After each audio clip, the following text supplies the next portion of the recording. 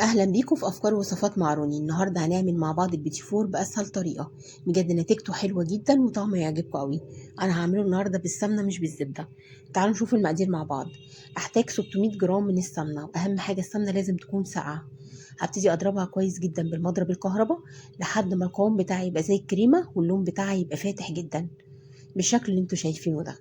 بعد كده هجيب كوبايتين من السكر البودرة، هنخلهم كويس قوي عشان ميبقاش فيهم اي تكتلات، وهبتدي احط شوية شوية منه، وهضرب كويس قوي بالمضرب الكهرباء لحد ما بخلص كمية السكر البودرة كلها بنفس الطريقة.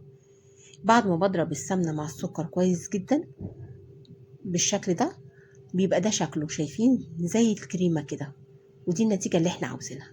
هبتدي دلوقتي اجيب البيض، هحتاج 4 بيضات. مش هحط ال4 بيضات مرة واحدة، احط بضاية بضاية. هحط اول بيضة، هبتدي اضرب بالمضرب كويس جدا لحد ما تختفي تماما، وبعد كده هحط البيضة التانية وهضربها كويس قوي لحد ما تختفي، واحط البيضة اللي بعدها، وهكذا لحد ما بخلص كمية البيض كلها بنفس الطريقة. بعد كده هحط رشة من الفانيليا ورشة صغيرة من الملح، وهضربهم بالمضرب الكهرباء. بعد كده هجيب كيلو من الدقيق، لازم يكون دقيق خاص بالكحك والبسكوت، لكن مش هستخدمه كله، هستخدم بس 900 جرام، وهشيل ال 100 جرام على جنب. لو احتجتهم استخدمهم، ما احتجتهمش خلاص.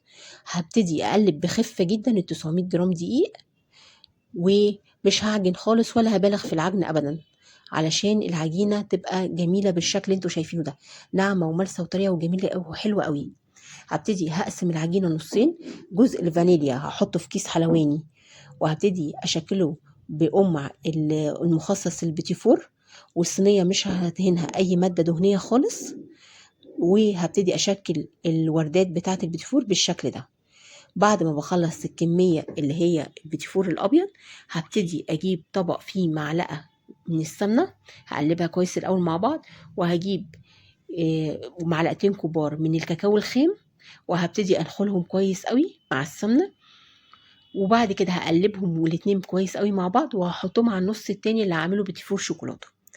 هقلبهم مع بعض تقليبه بس مش كتير علشان ما ينشفش مني، وهبتدي احطه في كيس الحلواني، وهبتدي اشكله على شكل وردات برضو بنفس الطريقه. ادخله الفرن على درجه حراره 170، بيقعد من 12 ل 15 دقيقه، بيطلع جميل جدا. هبتدي الزقه في النص بمربى او بشوكولاته، وهحطه اغطسهم في شوكولاته بالشكل اللي انتوا شايفينه ده، وزوقوه على حسب ذوقكم.